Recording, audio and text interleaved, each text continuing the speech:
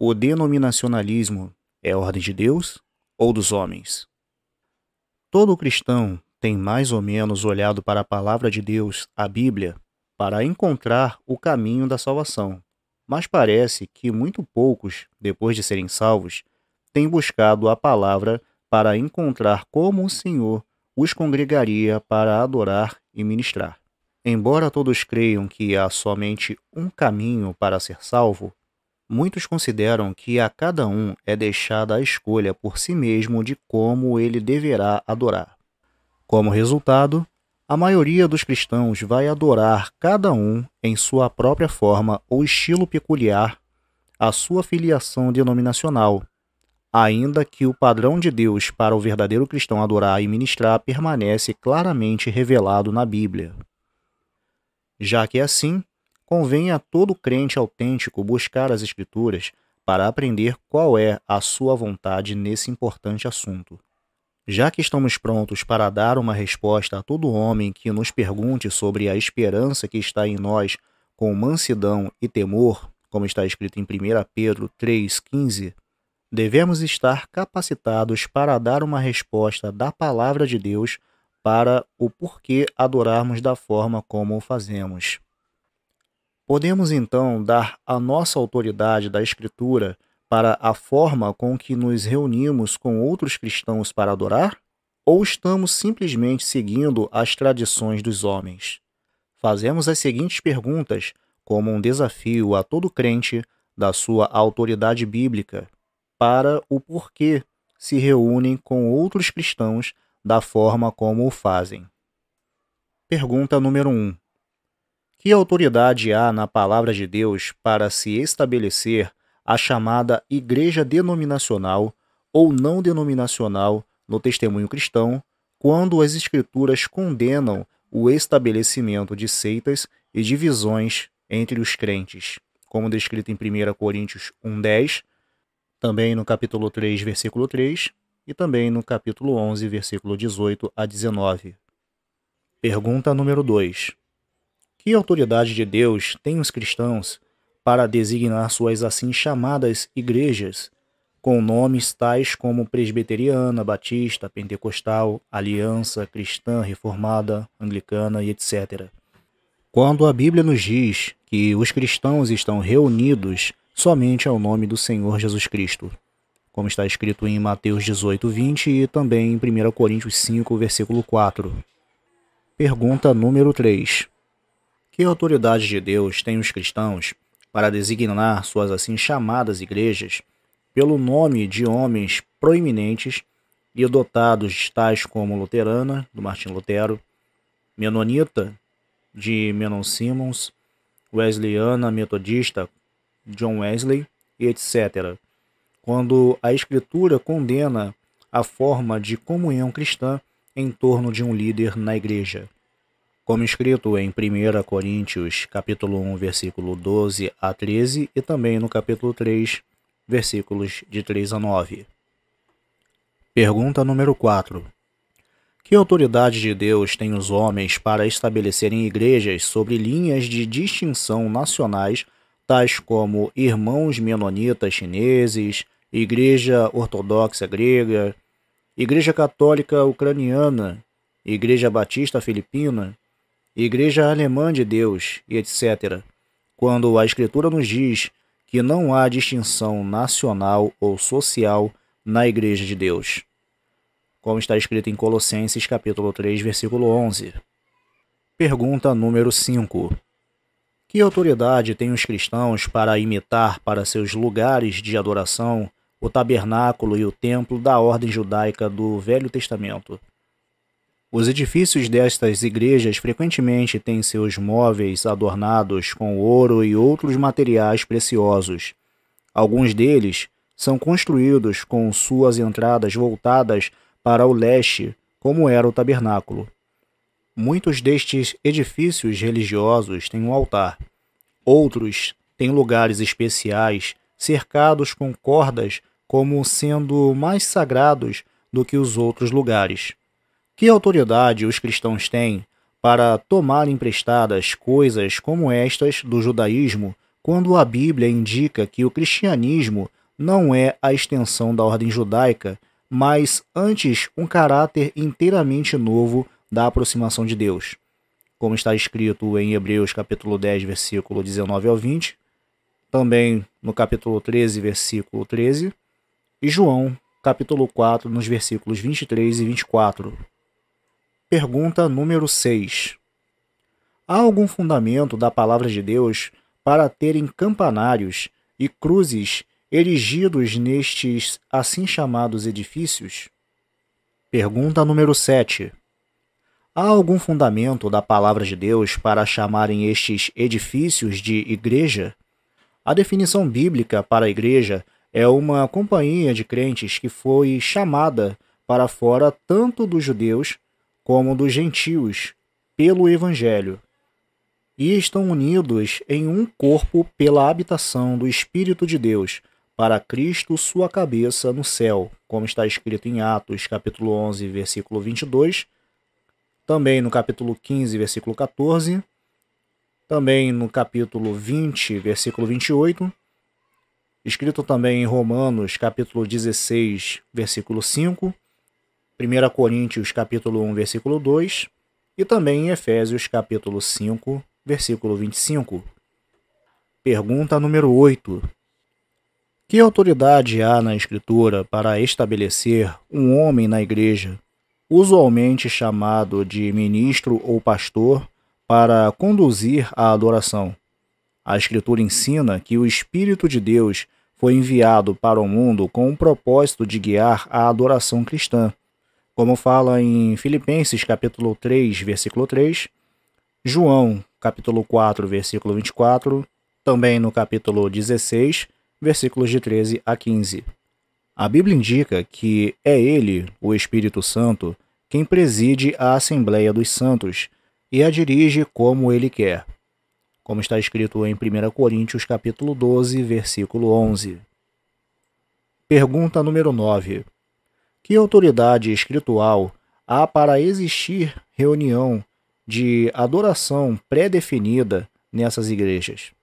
Frequentemente, um programa será entregue descrevendo a ordem na qual a adoração será conduzida em um dia em particular. Pergunta número 10. Que autoridade há da Escritura para as chamadas reuniões de culto que se fazem nessas igrejas, quando elas normalmente consistem em ouvir músicas e há um homem que dá um sermão? Pergunta número 11. Que autoridade há da Escritura, do Novo Testamento, para o uso de instrumentos musicais na adoração cristã? A adoração cristã é o que é produzido no coração pelo Espírito de Deus, e não por meios mecânicos pelas mãos dos homens, como está escrito em Atos capítulo 17, versículos 24 e 25. Pergunta número 12. Que autoridade espiritual há para repetir orações prescritas de livros de oração na reunião da igreja? A Bíblia diz que não deveríamos usar vãs repetições em nossas orações, mas que nossas orações deveriam ser com nossas próprias palavras expressadas vindas do coração, como está escrito em Mateus capítulo 6, versículos de 6 a 8, Tiago capítulo 5, versículo 16 e Salmos 62, versículo 8. Pergunta número 13. Que autoridade há para repetir os salmos nas chamadas reuniões de culto, quando os salmos expressam os sentimentos de pessoas que não estão no fundamento cristão e não conhecem os privilégios cristãos? Pergunta número 14. Por que a maioria das igrejas toma a ceia do Senhor uma vez por mês ou a cada 3 meses, quando a Escritura diz que depois que a igreja foi estabelecida sob o ministério de Paulo, o hábito dos cristãos era de partir o pão todo dia do Senhor, como está escrito em Mateus capítulo 20, versículo 7. Pergunta de número 15. Que autoridade há da Escritura do Novo Testamento para se ter um coral de cantores treinados para ajudar na adoração cristã. Pergunta número 16. Que autoridade há na Escritura para o uso de capas e roupas especiais nas reuniões de adoração cristã? Os corais normalmente se vestem de capas e algumas vezes o ministro também. Pergunta número 17. Que autoridade têm estas igrejas para permitir que as mulheres preguem e ensinem publicamente quando a Bíblia diz que o papel das irmãs é de não tomar lugar público na igreja, tanto na administração quanto no ensino e pregação? A Escritura diz que elas devem estar em silêncio nas reuniões, como fala em 1 Coríntios capítulo 14, versículos 34 a 38, e também em 1 Timóteo capítulo 2, de versículos 11 a 12. Pergunta de número 18.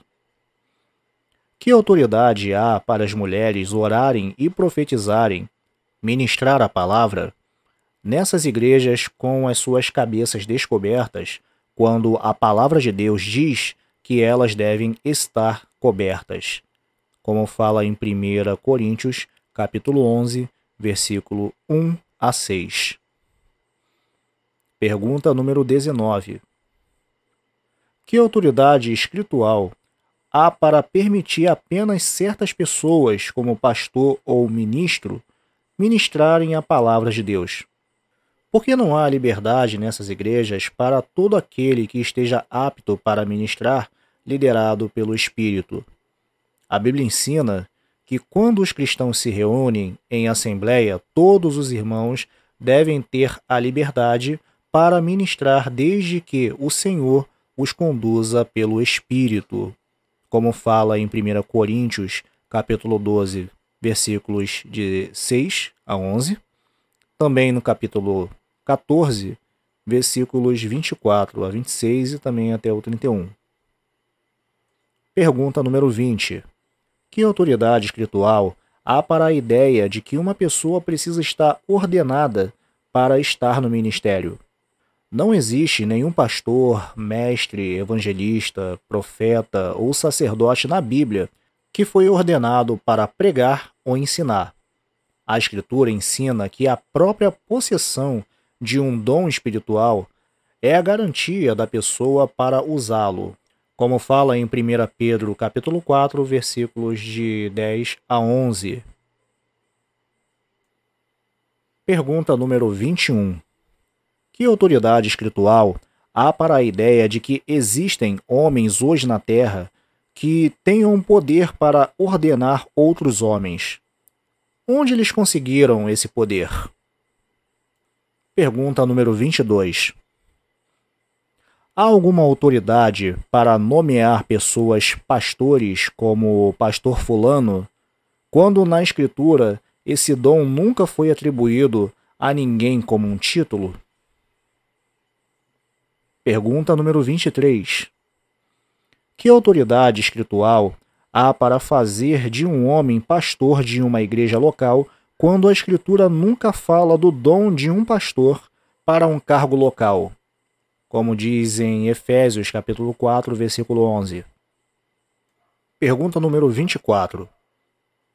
Que autoridade da Escritura há para estes assim chamados ministros se nomearem de reverendo, quando a Bíblia diz que reverendo é o nome do Senhor, como diz em Salmos 111, versículo 9. Alguns clérigos têm o nome de padre, que no caso significa pai, embora a Escritura diga que não devemos chamar nenhum homem de pai. Outros têm título de doutor, que significa mestre ou instrutor em latim, o que a Escritura também nos diz que não deveríamos fazer, como fala em Mateus 23, versículo 8 a 11. Pergunta número 25. É uma prática espiritual para a igreja estar escolhendo seu pastor ou ministro? O procedimento usual é que o candidato a pastor seja convidado para uma igreja onde será dada a ele a oportunidade de ser provado entregando alguns sermões. Se sua pregação é aceitável, então a igreja, usualmente através do grupo de diáconos, o elegerá para ser seu pastor local. Esse procedimento está de acordo com a palavra de Deus? Pergunta número 26. Que autoridade espiritual há para as igrejas escolherem seus anciãos? Não existe nenhuma igreja local na Bíblia que escolheu seus anciãos. Pergunta número 27. Que autoridade da Escritura têm as igrejas para guardar dias santos e observar feriados cristãos, tais como Sexta-feira Santa, Dia de Todos os Santos, Quaresma, Natal e etc.? A Escritura diz que o cristianismo não é feito de dias e estações, como fala em Gálatas, capítulo 4, versículo 10, e Colossenses, capítulo 2, versículo 16. Pergunta número 28. Que autoridade espiritual tem aqueles que ministram no púlpito dessas igrejas para ensinar doutrinas tais como teologia do pacto, amilenismo, segurança condicional, purgatório, indulgência, legalismo e etc.? Pergunta número 29. Existe alguma autoridade da Escritura para as reuniões de testemunho, onde um homem se levantará e dirá à audiência como ele foi salvo, frequentemente discorrendo sobre sua vida passada de pecados? Pergunta número 30. Que autoridade do Novo Testamento há para tomar dízimo, 10% do rendimento, da audiência, quando dizimar é claramente uma lei mosaica para Israel? Pergunta número 31. Que autoridade espiritual há para o empenho em angariar fundos e pedir doações de uma audiência mista de pessoas salvas e perdidas nessas igrejas? A Bíblia indica que o servo do Senhor não toma nada deste mundo de pessoas não salvas, entre as quais eles pregarão o Evangelho, conforme está escrito em 3 João 7. Pergunta número 32. Os seminários e as escolas bíblicas são a forma de Deus preparar um servo para o ministério? Dar e receber diplomas e grau doutor em divindade, DD, tem suporte na Escritura? A Bíblia diz que nós não devemos dar títulos lisonjeiros uns aos outros, como está escrito em Jó 32, versículo 21 a 22 e Mateus 23, versículos 7 a 12. Pergunta número 33. Existe alguma fundamentação da palavra de Deus para essas igrejas enviarem ministros e pastores para um lugar em particular para conduzir uma reunião para o Senhor? Frequentemente ouvimos comentários como: o pastor tal e tal foi enviado por tal lugar e tal organização. A Escritura mostra que Cristo, o cabeça da igreja e Senhor da seara, envia seus servos pela liderança do Espírito para a obra que ele tem para eles, e que a igreja deve simplesmente reconhecê-lo dando ao servo a destra de comunhão, como está escrito em Mateus capítulo 9, versículo 39, também em Atos capítulo 13, nos versículos 1 ao 4, e também em Gálatas capítulo 2, versículos de 7 a 9. Pergunta número 34. De onde na Escritura tomamos o conceito de que a igreja é uma organização educacional? Frequentemente ouvimos as pessoas dizerem: nossa igreja ensina que... Na Bíblia não vemos a igreja ensinando, mas que a igreja ensinou através de pessoas levantadas pelo Senhor. Como fala em Atos capítulo 11, versículo 26, Romanos capítulo 12, versículo 7, também no versículo 11, no versículo 17 e 29, e também no capítulo 3, versículo 6, versículos 13 e 22, e também em 1 Tessalonicenses, capítulo 5, versículo 27. Pergunta número 35. Que autoridade do Novo Testamento há para consagrar ou apresentar crianças pequenas na igreja? O Senhor Jesus foi apresentado apenas para cumprir a lei do Velho Testamento, pois nesse mesmo ato também foram sacrificados alguns animais, como fala em Lucas, capítulo 2, versículo 24. Pergunta 36. Que autoridade espiritual há para a prática de apresentações de coreografias e peças teatrais nas reuniões da igreja, quando a Bíblia nos ensina que não devemos nos conformar com este mundo, como fala em Romanos 12, versículo 2? Pergunta 37. Por que na ceia do Senhor, algumas igrejas permitem que todos os presentes participem, inclusive crianças pequenas, sendo que todos os ensinamentos sobre ela no Novo Testamento mostram claramente que só podem participar os que perseveraram na doutrina dos apóstolos e na comunhão, como fala em Atos, capítulo 2, versículo 42. Pergunta 38. Que autoridade do Novo Testamento há para a prática de reuniões especiais para cura interior, regressão, bênçãos das riquezas, testemunhos e etc., sendo que o motivo central das reuniões no Novo Testamento é o de partir o pão e edificação dos irmãos, como fala em Atos capítulo 20, versículo 7 e 1 Coríntios 14, versículo 26. Pergunta 39. Quem foi autorizado pela Escritura para estabelecer uma lista comumente chamada de rol dos membros de uma igreja, sendo que somente o Senhor conhece os que são e os que não são salvos? Pergunta 40. Que indicação existe no Novo Testamento para que as igrejas tenham um assim chamado ministério de louvor, que normalmente é exercido apenas por um grupo de irmãos? Os únicos ministérios que encontramos no Novo Testamento são os que estão mencionados em Efésios, capítulo 4, versículo 11, e que, na verdade, o louvar ao Senhor deve ser tarefa de todo salvo, e não de um grupo deles. Alguns cristãos respondem a essa pergunta razoando que se a palavra de Deus não trata ou proíbe alguma coisa especificamente, então ela é sem importância para Deus. Eles pensam que a Bíblia não trata do assunto de como os cristãos deveriam se reunir para adorar e ministrar. E, portanto, é algo que poderia ser deixado para o gosto e entendimento pessoal.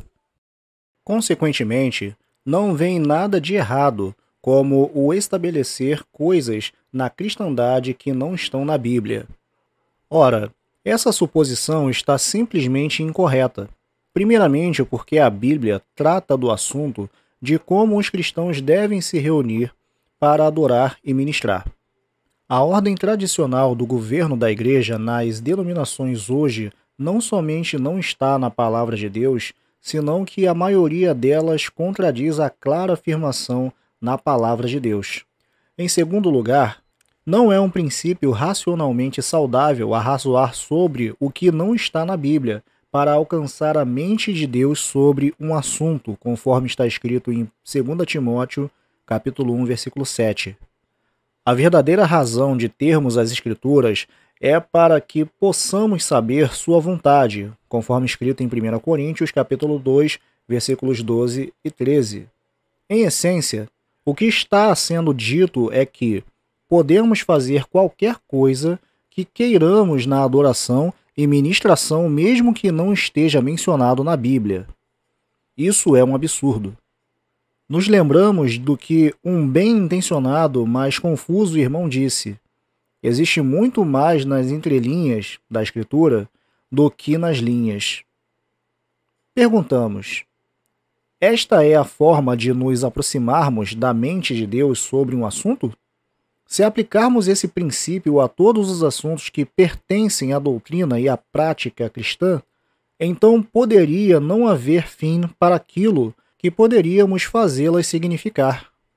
A verdade sobre um assunto em particular seria perdida em pouco tempo. De fato, para um longo período, é o que justamente aconteceu com o assunto de como os cristãos deveriam se reunir para adorar e ministrar. Isso nos faz lembrar dos dias dos juízes, quando cada um fazia o que parecia bem aos seus olhos, conforme está escrito em Juízes, capítulo 17, versículo 6, também no capítulo 21, versículo 25, em Deuteronômios, capítulo 12, versículo 8, e também em Provérbios, capítulo 21, versículo 2. T.B. Baines disse: tanto Deus colocou uma ordem para a Assembleia, como ele a deixou para que o homem assim fizesse. Se ele colocou uma ordem, é claramente obrigatória sobre todos, e todo o afastamento daquela ordem é um ato de desobediência. Se nós estamos honestamente buscando sua vontade, o caminho mais lógico seria voltar para a palavra de Deus e começar do começo, dizendo assim: não faremos nada, apenas o que está mencionado na Bíblia, na nossa adoração e ministração. Isto é o que buscaremos fazer enquanto perseguimos esse assunto no decorrer deste livro. Livro escrito por Bruce Einstein.